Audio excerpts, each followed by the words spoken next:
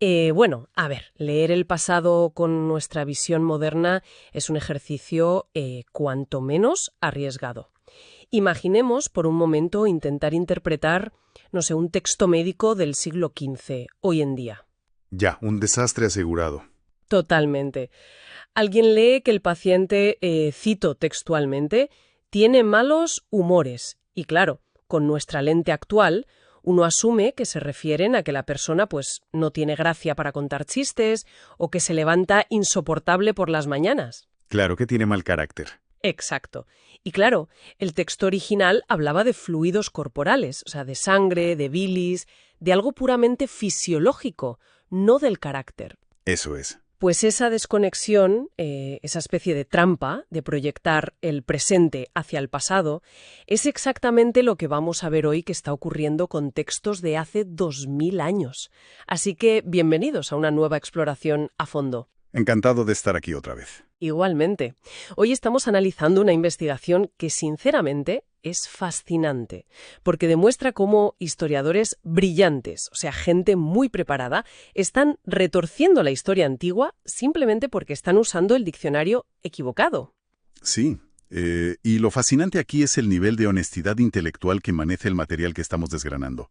Viene de dos eruditos, Hendrik F. Stander y Johannes P. Low. ¿Que son dos pesos pesados? Absolutamente. Y lo curioso, lo realmente destacable es que ambos son defensores teológicos del bautismo de infantes, del paidobautismo. Es decir, ellos creen en esa práctica dentro de su tradición cristiana. Vale. Pero, y aquí está la clave, han escrito este libro con una ética histórica impecable, básicamente para denunciar cómo sus propios colegas, académicos de su misma línea teológica, están tergiversando la historia antigua para defender esa misma postura. Vale, mía. Es como tirar piedras contra tu propio tejado, ¿no? Tal cual. Es una rareza enorme encontrar a alguien en el mundo académico que te diga, a ver, yo creo en esta conclusión, pero las pruebas que estamos usando para llegar a ella son un desastre histórico. Es que es como si, imagínate un abogado defensor que se levanta en medio del juicio y le dice al juez que, oiga, mi cliente es inocente, pero que las pruebas que acaba de presentar su propio equipo son totalmente falsas. Exacto, es un ejercicio de integridad brutal. Hay que aplaudir esa integridad, desde luego.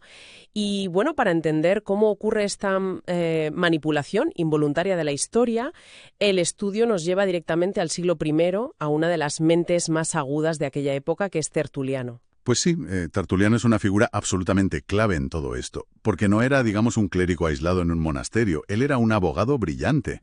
Ah, vale. No era solo un teólogo. No. Conocía el intrincado derecho romano a la perfección.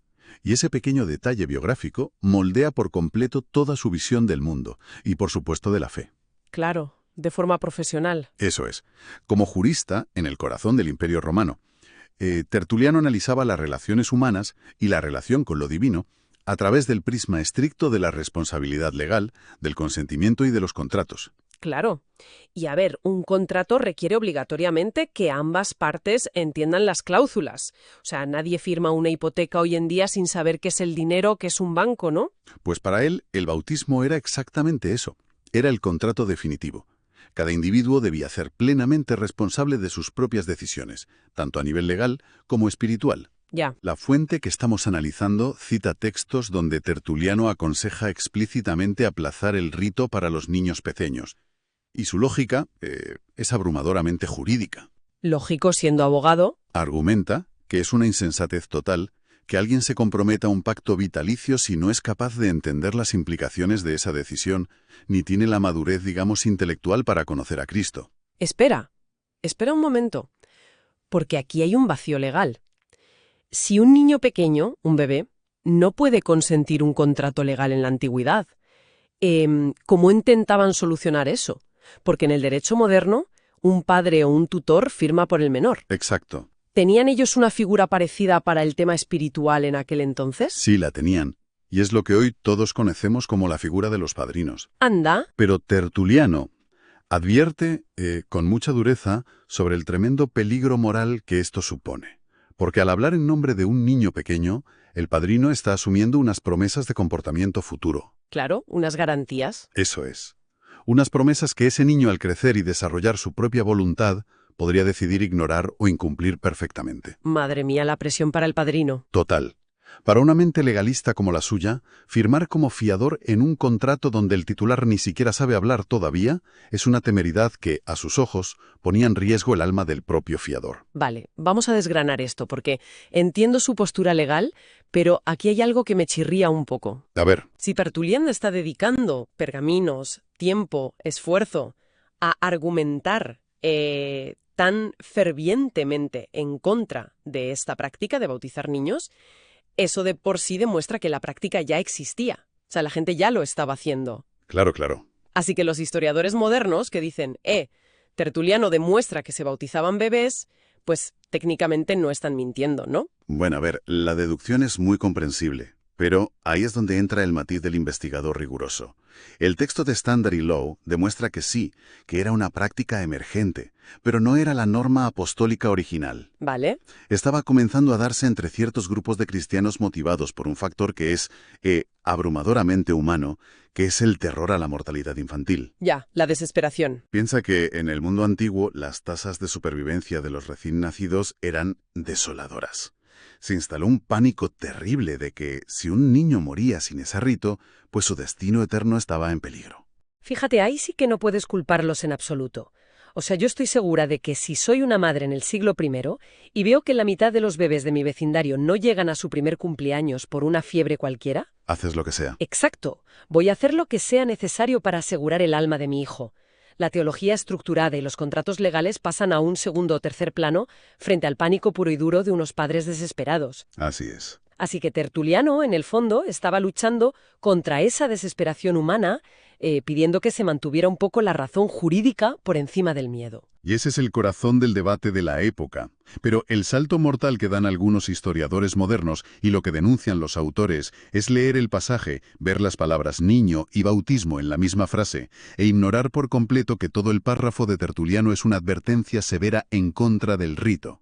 Ya, sacarlo de contexto totalmente. Agarran la mera mención de la existencia de la práctica y te la venden como si fuera una aprobación doctrinal. Es alucinante. Es como si yo escribo, no sé, un artículo súper furioso quejándome de que la gente usa el móvil mientras conduce y dentro de 2000 años un historiador encuentra mi texto y concluye que como fui la primera en documentarlo, pues yo promovía la conducción temeraria con el móvil. Exactamente eso. Un sesgo de confirmación salvaje. Tiene tela. Y bueno, si es grave malinterpretar la intención de un autor, la investigación nos lleva a un problema que es todavía más básico, que es ignorar el diccionario antiguo. Y aquí es donde entra nuestra siguiente parada, Justino Mártir. Sí, el caso de Justino Mártir es de manual. En su famosa obra La Primera Apología, deja una frase que, madre mía, ha hecho correr ríos de tinta entre los académicos. Me imagino. Él escribe sobre hombres y mujeres de su comunidad que han sido discípulos de Cristo, y cito, desde la niñez. Entonces llega un erudito contemporáneo, muy citado, A. Barnard, toma esta frase totalmente aislada y hace unas matemáticas rápidas. A ver qué calculo. Pues dice, si eran discípulos desde la niñez, asume automáticamente que fueron bautizados siendo bebés, y calcula fechas hacia atrás, llevándolo a los años 80 o 90 después de Cristo. Hoy en día. Porque las palabras evolucionan. Y tanto que evolucionan. El mundo grecorromano no medía las etapas de desarrollo humano con nuestra precisión actual. No tenían estas subcategorías de preadolescente, infante, niño pequeño. Claro. El término griego equivalente a niñez que ellos utilizaban no se limitaba en absoluto a un lactante o a un niño que apenas gatea. Era una etapa extensa que abarcaba hasta la llegada de la pubertad. ¿Hasta qué edad más o menos? Pues a menudo cubría jóvenes de 15, 16 o hasta 18 años. O sea, alguien que hoy consideraríamos que está, no sé, sacándose el carnet de conducir o a punto de ir a la universidad, para el vocabulario de Justino Mártir seguía siendo técnicamente un niño. Exactamente. Y el estudio añade un golpe de realidad documental tremendo a esta interpretación. Si miramos textos que son contemporáneos a Justino, como por ejemplo la Didache, Que es como el manual de instrucciones antiguo, ¿no? eso es, era básicamente el catecismo más antiguo de la Iglesia, pues ahí vemos reglas sumamente estrictas. La Didache exige explícitamente que antes del rito, la persona debe someterse a instrucción, debe confesar sus propios pecados de manera consciente y, atención a esto, debe ayunar 1 o 2 días antes. Madre mía. Cualquiera que haya tenido un bebé en brazos sabe que es fisiológicamente imposible hacerle ayunar durante 2 días. Un disparate. Es que la casa se vendría abajo a gritos. A las 3 horas sin comer ya es un drama absoluto, una tragedia griega en el salón de casa. Y ya te digo. Pensar en someter a un recién nacido a un ayuno prolongado solo para cumplir una norma de la Didache es un absurdo logístico que, vamos, ningún padre permitiría. Ninguno. Aquí es donde se pone realmente interesante, porque esto nos lleva de cabeza al siguiente punto.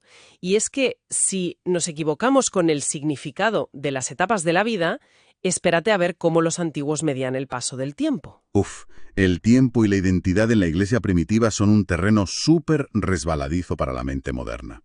El texto aborda el caso histórico de Policarpo de Esmirna. Un nombre importante. Muy importante. Un hombre venerado por ser discípulo directo del apóstol Juan. Pues bien, en el momento previo a ser martirizado, en medio de un juicio público, Policarpo pronuncia una frase monumental. Dice: «Durante 86 años he sido su siervo». Y la lupa moderna ataca de nuevo, claro. Exacto. El historiador actual llega, hace una resta simple, asume que el hombre tiene 86 años biológicos y ¡boom! Tenemos la prueba irrefutable de que fue bautizado al nacer. Y creo que mencionan también a otro, a Polícrates, ¿verdad? Sí, a Polícrates, obispo de Éfeso, que dejó escrito algo similar. Viví 65 años en el Señor. Vale. Entonces, ¿qué significa todo esto realmente? Si conectamos estas frases con el panorama general de la cultura de aquellos primeros siglos, descubrimos algo fascinante. Los cristianos a menudo manejaban, por así decirlo, 2 edades. Su vida estaba dividida. ¿Cómo que 2 edades? Sí, por un lado tenían su edad biológica, los años que llevaban pisando la tierra, desde que nacieron, y por otro lado tenían su edad en Cristo, que era el tiempo que había transcurrido desde su conversión consciente. Fíjate, es exactamente como, no sé, como el aniversario de bodas o de novios de una pareja. Si alguien te dice, llevamos juntos 20 años, nadie en su sano juicio asume que esas personas tienen 20 años de edad biológica. Claro. Están contando los años a partir de un voto consciente, desde el momento en que tomaron una decisión vital que cambió su estado civil. Es una analogía perfecta. Policarpo bien podría haber sido un anciano venerable de 95 o 100 años que sirvió a su fe durante 86 años, desde que tomó la decisión en su juventud. Claro. Está testificando sobre la longevidad de su lealtad. No le está dando su fecha de nacimiento al magistrado. Y Polícrates no dice, tengo 65 años de edad, dice, viví 65 años en el Señor. Omitir ese detalle de en el Señor te cambia absolutamente toda la narrativa histórica. ¿Estos eruditos modernos tienen malas intenciones o que están manipulando los datos a propósito? Porque hemos hablado de sesgo de confirmación, de encontrar lo que ya estabas buscando. Pero el caso que el estudio menciona sobre las cartas romanas roza casi lo cómico. Sí, si no fuera porque define cómo entendemos la historia, sería para reírse. Me refiero al intercambio de cartas entre Plinio el Joven y el emperador Trajano. Sí, ese intercambio documental, que es del año 111 o 112, es vital. Para dar un poco de contexto a quienes nos escuchan, Plinio el Joven era el gobernador de una provincia romana y le escribe a su jefe, al emperador Trajano, completamente desconcertado. ¿Qué le pedía exactamente? Le pide instrucciones sobre cómo debe llevar a cabo los juicios y las condenas contra esta nueva y obstinada secta que llamaban cristianos. Y cuidado, que esto no era una disputa teológica de salón de estar por casa, era un juicio penal en toda regla por traición y subversión contra el imperio. O sea, te jugabas la vida. Totalmente. Pues en su informe, Plinio hace una distinción sobre los acusados. Habla de procesar a jóvenes y utiliza el término latino teneri, y a adultos, a los que llama robustorias. Vale. Entonces, los eruditos modernos a favor del paidobautismo ven la palabra teneri, que se puede traducir a veces como niños o jóvenes tiernos, e inmediatamente lo usan como documento histórico para probar que había infantes cristianos que habían sido bautizados de bebés. Por profesar una fe ilícita y por negarse a ofrecer incienso a la estatua del emperador. Exacto. Un bebé de 6 meses no puede testificar, no puede profesar una religión en el estrado y desde luego no puede negarse a adorar a un ídolo. Roma era implacable, sí, pero tenía un sistema judicial sofisticado. No iban a organizar un juicio complejo por subversión ideológica contra un lactante. Es de cajón. Es que el contexto histórico destroza la premisa desde la base. Plinio estaba juzgando a jóvenes conscientes, quizás adolescentes, que habían confesado su fe y se negaban a retractarse ante la amenaza de muerte. Claro. Agarrar una lupa lingüística para aislar la palabra teneri e ignorar que estás leyendo un informe penal sobre interrogatorios y ejecuciones es el peligro brutal de hacer historia de espaldas a la realidad. Pues sí. Entonces, a ver si me aclaro. Si entendieron mal la intención de abogados como Tertuliano, si no supieron traducir las etapas de la vida que mencionaba Justino, y si leyeron las edades de los mártires ignorando que hablaban de años de conversión, ¿cómo diablos logró sobrevivir esta justificación académica durante tantos siglos? Es una buena pregunta. ¿Por qué tenía que haber una pieza del rompecabezas, algún tipo de, no sé, prueba irrefutable en la que se estuvieran apoyando para validar toda esta cadena de errores garrafales? Y la había. La había, y el estudio de Stander y Lowe la desmantela magistralmente.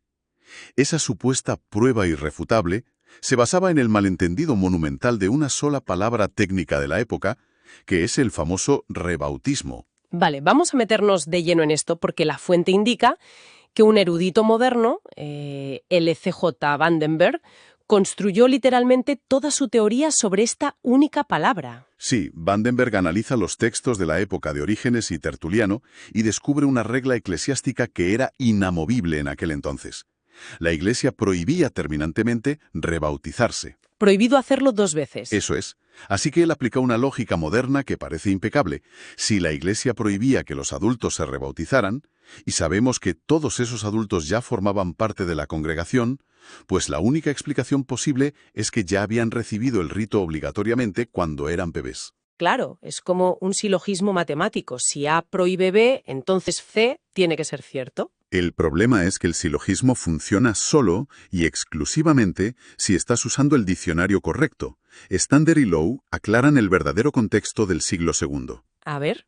El término rebautismo no tenía absolutamente ninguna relación con la edad de las personas o con si habían sido bañados de pequeños o no. Ah, ¿no? No, era una política estrictamente fronteriza, de control de sectas. Espera, ¿control de sectas? Sí, el cristianismo primitivo estaba rodeado de grupos heréticos muy salvajes, como los gnósticos o los marcionitas, que mezclaban la figura de Jesús con mitologías súper complejas, emanaciones divinas y filosofías extrañas. Vale, entiendo. Entonces, cuando un miembro de una de estas sectas se desilusionaba, abandonaba su grupo y pedía entrar en la iglesia principal, los líderes se encontraban con un dilema burocrático y espiritual enorme. Claro, ¿qué hacemos con este? Exacto.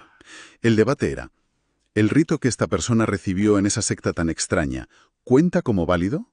¿O necesitamos administrarle un rito nuevo, un rebautismo, para asegurarnos de que entra limpio en la Iglesia Ortodoxa? Madre mía.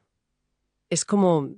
Fíjate, es como si alguien hoy habla de un virus informático, que es algo de lo que nos protegemos instalando un antivirus en el ordenador, y dentro de 1000 años un historiador encuentra nuestro texto y asume que a nuestros portátiles les dábamos jarabe para la tos para bajarles la fiebre. Tal cual. Es que están usando una definición actual de un ámbito biológico para una palabra tecnológica que antes significaba algo totalmente diferente. O sea, el rebautismo era una medida de seguridad contra la herejía, no una norma sobre a qué edad podías acercarte a la pila de agua. Esa analogía es brillante porque ilustra perfectamente la ceguera del anacronismo. Confundieron un debate sobre la pureza doctrinal frente a las sectas con un debate sobre la edad. ¡Qué barbaridad! Los autores del estudio rematan la investigación señalando que, al final del día, la autoridad de los primeros cristianos no eran los vacíos legales ni los debates semánticos, sino el texto bíblico original. Y cuando revisan los fundamentos en los evangelios, como los relatos en Mateo o Marcos, ¿Qué encuentran ahí? encuentran que el requisito constante, la piedra angular inamovible, era la creencia consciente y el arrepentimiento previo. O sea, se exigía una transformación, un giro radical de vida que requería, por pura lógica, tener la capacidad mental para entender de qué te estabas arrepintiendo. Exacto. Y eso cierra el círculo devolviéndonos a la preocupación legal de Tertuliano que hablábamos al principio. Se trataba de firmar el contrato espiritual sabiendo qué cláusulas contenía. Toda esta investigación de verdad es un baño de humildad tremendo. Ha sido un viaje revelador ver cómo se construyen castillos de naipes en los libros de historia. Totalmente. Y haciendo una síntesis de todo esto, el objetivo hoy nunca fue decantarnos y dictar qué denominación cristiana moderna tiene hoy la razón absoluta sobre este rito, ¿eh? El verdadero impacto del trabajo de Stander y Lowe es advertirnos de la fragilidad de nuestra propia interpretación. Sí, y el estudio hace un llamamiento directo a lo que ellos denominan tener un espíritu bereano. ¿Qué es eso exactamente? Pues hace referencia a un grupo de personas mencionadas en los textos antiguos, los habitantes de Berea, que se hicieron famosos porque no se creían nada a la primera. Escuchaban los grandes discursos, sí, pero luego iban a contrastar, a investigar las fuentes, para comprobar si las cosas eran realmente como se las contaban. Ah, me encanta. En la era moderna, necesitamos desesperadamente ese espíritu crítico e indagador. No podemos emitir juicios sobre un texto del pasado sin sumergirnos primero en su clima religioso, su angustia cultural, como vimos con el tema de la mortalidad infantil, y por supuesto su marco legal y lingüístico. Claro, y esa es la lección vital que quienes nos escuchan pueden aplicar hoy mismo al apagar el reproductor, porque vivimos en una época en la que estamos bombardeados constantemente de información fragmentada. Completamente. Tenemos supuestos expertos en redes sociales, en plataformas de vídeo e incluso en noticieros tradicionales que nos empaquetan y nos mastican la historia universal o los conflictos geopolíticos con titulares llamativos de 10 segundos. Titulares que a menudo están descontextualizados. Exacto. Y si eruditos universitarios con décadas de preparación y doctorados a sus espaldas pueden caer en la trampa monumental de adaptar la historia de hace 2000 años a las presuposiciones de su propia burbuja sin apenas darse cuenta, ¿no somos nosotros infinitamente más vulnerables a la desinformación masiva simplemente por falta de contexto? Esa es la clave.